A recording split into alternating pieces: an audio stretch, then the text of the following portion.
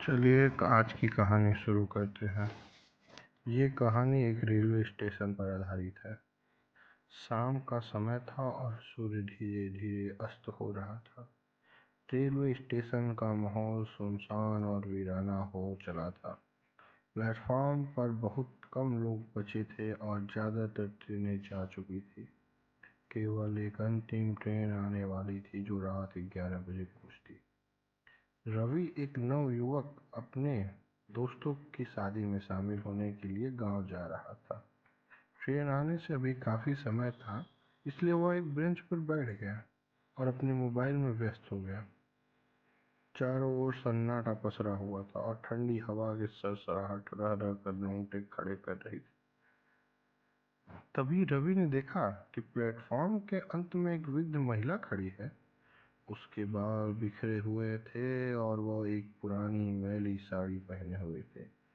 उसके आंखें और भयावह थी और उसके चेहरे पर एक अजीब सी मुस्कान थी।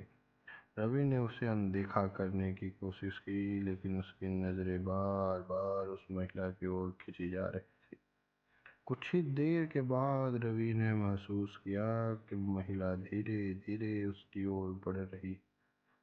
वह घबराया और मोबाइल को देखता रहा, लेकिन उसकी उत्सुकता ने उसे मजबूर कर दिया कि वह दोबारा उस महिला की तरफ देखे।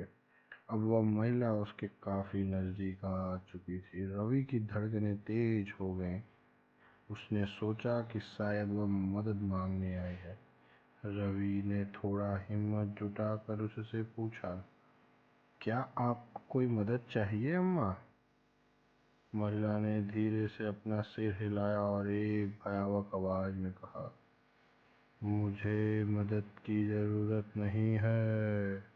मैं यहाँ अपने बेटे का इंतज़ार कर रही हूँ। वह इस स्टेशन पर कभी नहीं पहुँचा।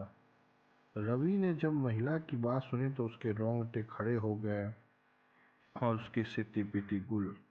उसने सुना था कि कुछ साल पहले इस स्टेशन पर एक दुर्घटना हुई थी जिसमें कई लोग मारे गए थे और उनमें एक महिला भी थी जो अपने बेटे का इंतज़ार कर रही थी। रवि की समझ में अब पूरी बात आ चुकी थी। वह महिला कोई साधारण महिला नहीं थी, बल्कि एक आत्मा थी। रवि ने जल्दी से अपना सामान उठा स्टेशन के बाहर निकलने की कोशिश की, लेकिन उसके पैर कांप रहे थे और वह दौड़ नहीं पाया। तभी उसको महसूस किया कि किसी ने उसके कंधे पर हाथ रखा है। उसने मुड़कर देखा तो वही महिला उसके सामने खड़ी थी। उसकी आंखें अब और भी गहरी और भयावह हो चुकी थी। रवि ने पूरी ताकत से चीखने की कोशिश की, लेकिन उसकी आवाज़ गले में ही अटक गई। रवि ने सोचा कि महिला को धक्का दे दूं, लेकिन वो कर नहीं पाया। महिला ने धीरे से कहा, तुम भी अब यहीं रुकोगे, तुम अब कहीं नहीं जा सकते। रवि की आंखें धुंधली होने लगीं और वह वहीं बेहोश होकर गिर पड़ा।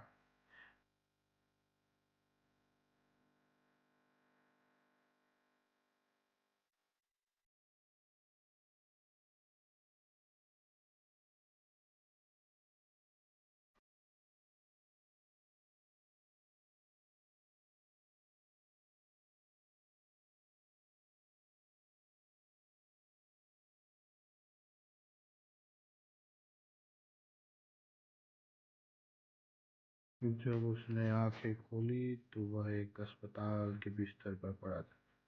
उसे पता चला कि वह बेहोश होकर प्लेटफॉर्म पर गिर पड़ा था, लेकिन रवि के मन में उस महिला का भयावह चेहरा हमेशा के लिए बस चुका था। आज भी रवि जब उस रेलवे स्टेशन का नाम सुनता है तो उसकी आत्मा कांप जाती है। वह जानता है कि उस स्टेशन पर आज भी कोई अपने बेटे का इंतजार कर रहा है। अगर आपको ये कहानी अच्छी लगी हो तो कृपया हमारे चैनल को सब्सक्राइब और शेयर करें। आपका बहुत बहुत धन्यवाद।